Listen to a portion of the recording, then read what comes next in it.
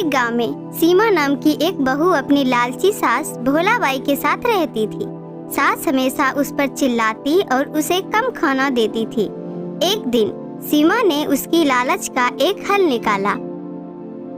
सुबह का समय, सीमा खाना बना रही है। भोलाबाई चिल्लाते हुए आती है। अरे सीमा, इतनी रोटियां क्यों बनाई? आटा बर्बाद करने का शौक है क्या? माँ, मैंने तो केवल 4 रोटी ही तो बनाई है। आप दो, पिताजी दो। मुझे दो क्यों? मैं तो एक ही खाऊंगी और तू आधी खाना बाकी बचा लेना।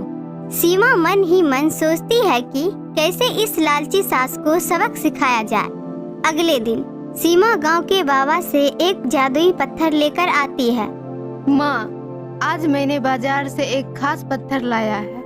यह रसोई में रखने से अनाज कभी खत्म नहीं होगा। सच्ची? फिर तो हम कभी भूखे नहीं रहेंगे। सीमा पत्थर को चूल्हे के पास रख देती है। अगले ही दिन भोलाबाई रसोई में जाती है तो देखती है कि सारा अनाज गायब है। सीमा, यह पत्थर तो सारा अनाज खा गया।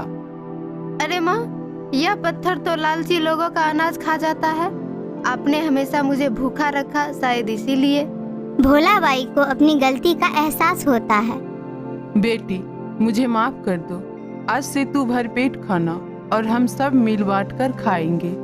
उस दिन के बाद से भोलाबाई ने लालच छोड़ दिया और सीमा को कभी भूखा नहीं रखा।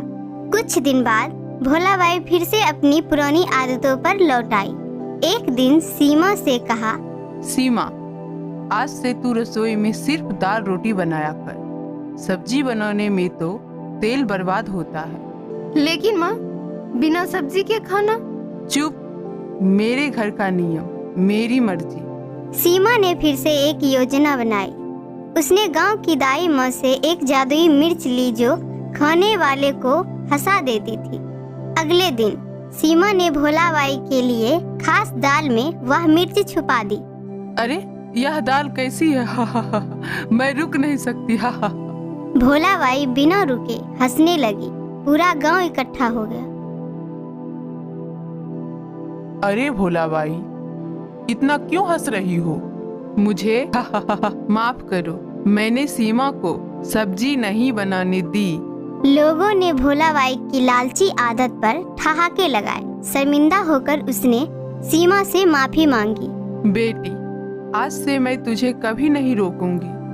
तू जो चाहे बना, जितना चाहे खा। धन्यवाद माँ, पर अब ये जादुई मिर्च का असर कैसे रुकेगा? तभी दाई माँ आई और एक गिलास पानी पिलाई। भोलाबाई की हंसी रुक गई। इस बार तो बच गई भोलाबाई। अगली बार सीमा के पास रोने वाला नमक भी है। सभी हंस पड़े। भोलाबाई ने सबक सीखा और घर में खुशहाली आ गई। सीख: दूसरे के साथ कंजूसी करने वाला खुद हंसी का पात्र बनता है।